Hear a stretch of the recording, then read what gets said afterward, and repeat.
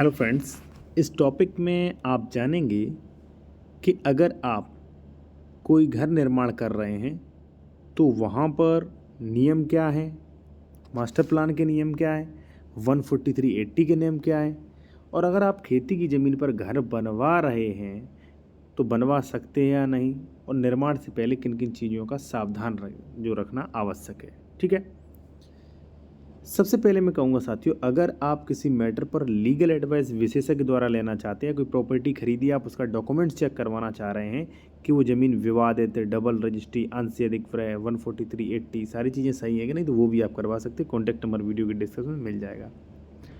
First क्या है साथियों, मैं आपको नियम बता दूँ कि नियम साथियों ये है कि अगर आप प्लॉट खरीद रहे हैं, ठीक है, कोई कॉलोनाइज़र कॉलोनी डेवलप कर रहा है, तो वहाँ पर अगर वो महायोजना के अंतर्गत आता है तो उसका लेआउट पास होना चाहिए। ठीक है, जो भी मान लीजिए वहाँ की विकास प्राधिकरण है, वहाँ से उसका लेआउट पास होना चाहिए। ठीक है, सेकंड है कि अगर मास्टर प्लान से अधिक मान लीजिए ग्रामीण क्षेत्र में है, ठीक है, या नगर निगम में है, नगर पंचायत में है, तो पंचायत क्षेत्र से वहाँ पे नक्शा पास होना चाहिए। यानी कि कहीं भी प्लॉटिंग हो तो उसका मैप लेआउट जो है वो पास होना चाहिए, अनिवार्य रूप से पास होना चाहिए। ठीक है, अब पास नहीं तो दिक्कत क्या, कई दिक्कत आ जाती हैं साथियों। Master plan urban planning developments पूरा नियम है कि किस प्रकार शहरों का निर्माण किया जाएगा। अब कहीं गली 10 फुट की, कहीं 20 फुट की होगी तो शहरों का निर्माण अच्छे से नहीं हो पाएगा, विकसित नहीं हो पाएंगे अच्छे से, इसलिए ये नियम सरकार ने बनाए हैं। तो देखिए, महायोजना में है, नगर निगम में है, नगर पंचायत में है, ठीक है ना, तो सबका लेआउट पास होगा। अब आप कहेंगे कि आप फालतू की बात करते हैं, ऐसा कुछ नहीं होता है। अब देखिए, उत्तर प्रदेश या अन्य शहरों में 95% कॉलोनियाँ जो है वो इलीगल हैं, यानी कि उनका लेआउट भी पास नहीं होता है। ठीक है, फिर क्या है, अब साथियों आप धारा 14380 भी करवा सकते हैं, लेकिन ध्यान रखना, जहां मास्टर प्लान है, जहां महायोजना लागू है, वहां पर 14380 कोई मान्यता नहीं। 14380 भले ही हो जाए, लेकिन कोई मान्यता नहीं जहां पर मास्टर प्लान पहले से एप्लीकेबल है।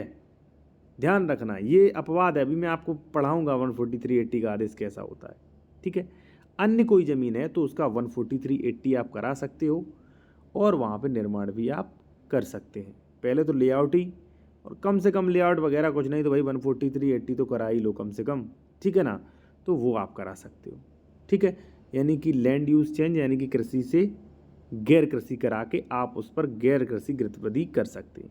अब कृषक ज़मीन पे मकान बनवाना इलीगल है साथियों, इसके लिए 14380 है। अपना लेआउट पास कराओ, वहाँ मास्टर प्लान में ज़मीन है तो मास्टर प्लान के अनुसार लेआउट जारी कराओ।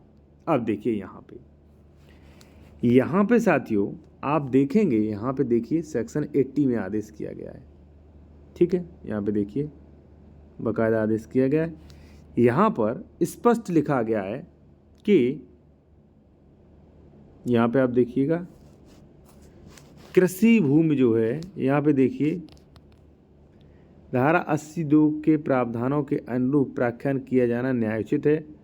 ठीक है, और यहाँ पे जब आप आगे देखेंगे तो यहाँ पे लिखा है धारा 80 धारा 2 के अंतर्गत अकृषि घोषित किया जाता है। ठीक है, अब इसमें स्पष्ट लिखा है कि भाई ये जो है वो अकृषि घोषित किया गया है।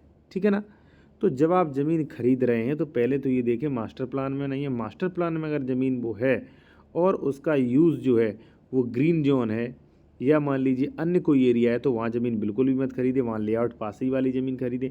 अन्य कोई ज़मीन है तो वहाँ पे लेआउट चेक करें, लेआउट नहीं है तो कम से कम 14380 तो आप चेक कर ही सकते हैं साथियों।